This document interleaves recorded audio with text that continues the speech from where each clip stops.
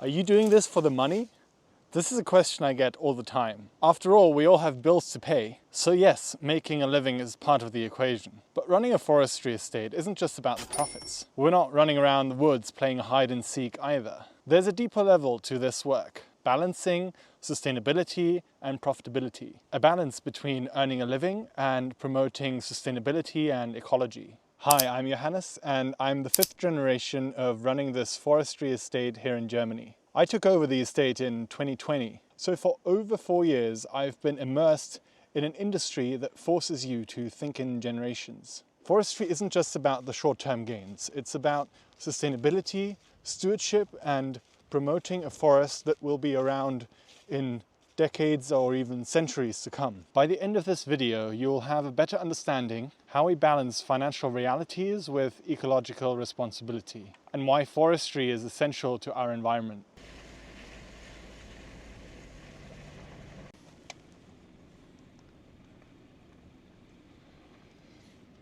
Sustainability is a word that gets thrown around a lot, but in forestry it's really simple. Don't harvest more than grows back. The term sustainability was actually used in forestry long before it became a buzzword in every corner of every other industry. Imagine the forest like a giant savings account. If you only spend the interest, the principal keeps growing. That's exactly how sustainable forestry works. We harvest exactly as much as grows back, and we harvest selectively. You can also think of it visually. If you have a piece of land, let's say this is your estate, and then you have an area and you divide it up, and each year you just harvest one of those sections. So in the following year you come in and you harvest the next section. So then you harvest this one. This is year 1, this is year 2, and you keep doing that every year. So in the 3rd year you have that one. So by the time you get to year 60, which is round about the life of a tree, the time when you actually harvest everything, all the years before had already the chance to regenerate. So after year 60, you go back and start again. And this just repeats over and over again. And that way you can keep harvesting your area without ever running out of forests. Not all trees are created equal. Some species are better suited for the environments or more resilient to climate change because the species is used to warmer climates already. Choosing the right mix for biodiversity, on the one hand, ensuring the long-term health, but also keeping an eye on what timber will be marketable at the point of harvest, is what makes that balance work. There was a time when forestry was seen very similarly to agriculture, where you would want just one species and you would obviously plant the species that you thought would have the most value at the point of harvest. So you'd have these very vast stands of one single species, and this opens up a whole range of risks that you're exposed to. First of all, you have the market risk. So what if the timber is no longer valuable at the point of harvest? That's a very bold prediction to make if you're looking to harvest in like at least 60 years from now. But also all the environmental factors. What if a disease comes that is specific to the single species that wipes out your entire stand? Then you have other irregularities regarding the weather, regarding how well the species reacts to extreme weather events like droughts or heavy rainfall. That's all something to consider when you put together your ideal stand, and the common wisdom has evolved to make everything more diverse and more spread across different species, and that's how we go about the thinning process as well. Actually, talking about thinning, did you know that when we thin the forest, it actually benefits the environment? You might think that cutting down trees is counterintuitive and bad for the environment, but that's not always true. In forestry, we practice this thing called thinning. When we selectively remove certain trees, it opens up the space for sunlight to hit the forest floor. It encourages younger trees to grow healthier and faster, and it creates a habitat for a variety of plants and animals. It's like pruning a garden. By taking out what's overgrown or struggling, you allow everything else to flourish. Check out my other video on this where I go into more detail. Forestry isn't about exploitation. It's about working together with nature to ensure the forest remains vibrant, healthy, and productive. Every decision we make, from where to plant, to where to harvest next, where to do some thinning, is guided by the principle of sustainability. By the end of the day, our goal is simple. We want to use the forest while we are on this planet and give back the forest to the next generation in a better shape for then the next generation to come in and the next generation after that. That's how the trees do it, and that's how we do it as well. Struggling with the lighting conditions here, but let's see if we can make this work. Sustainability in forestry isn't just about the trees either.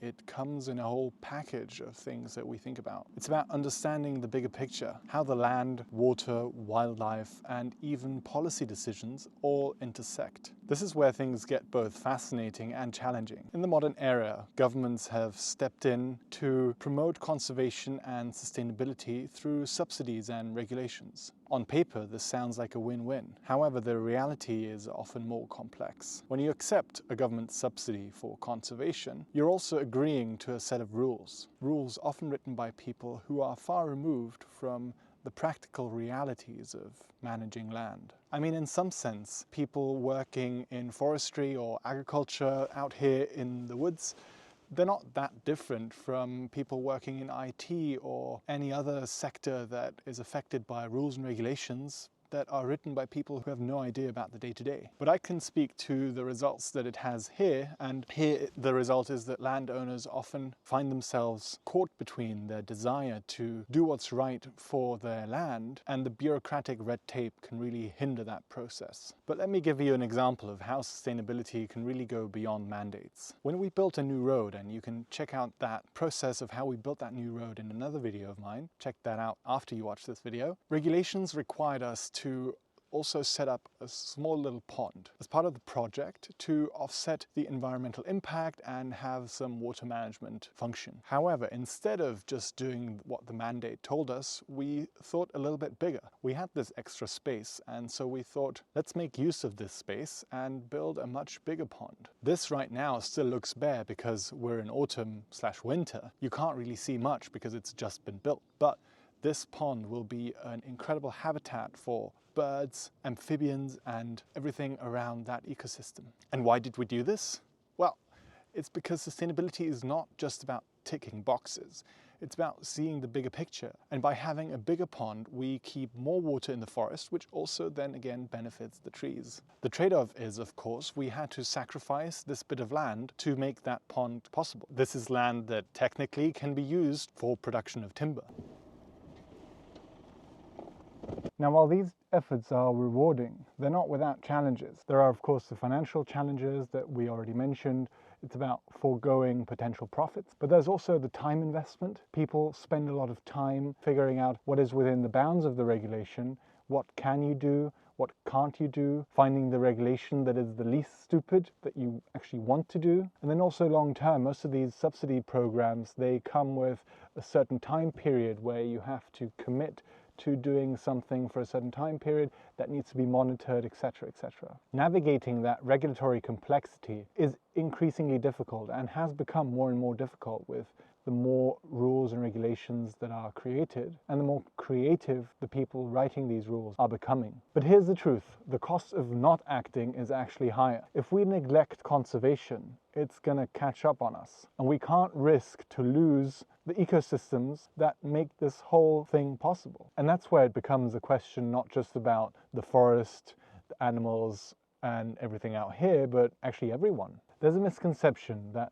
balancing ecology and profitability are mutually exclusive. But the reality is that they can coexist. All it requires is just careful planning and a willingness to embrace the complexity. Forests don't provide just wood. They provide clean air, water regulation, and carbon storage. With responsible management, we can harness these benefits while still running a viable business. So here's what we learned. Sometimes investing in conservation creates long-term value, not just for the environment, but for the community and the estate overall. Finding this balance isn't easy, but it's essential. If there's one thing we learned, it's that we need policies that, first of all, support landowners who want to go above and beyond for the environment, reduce bureaucracy, allowing for tailored and practical conservation efforts, and recognize the importance of forest, not just as a resource, but as a living, breathing ecosystem. Forestry is all about partnerships with ecology, community, and the future. Smarter policies would align all of these goals. Sustainability beyond the forest is about taking a holistic view. It's about recognizing that every action we take, every decision we make has ripple effects across the environment, the economy, and future generations. Whether it's creating a pond, selecting the right species, or navigating the maze of regulations, the goal remains the same: to ensure that the forest and the land around it are thriving long after we're gone.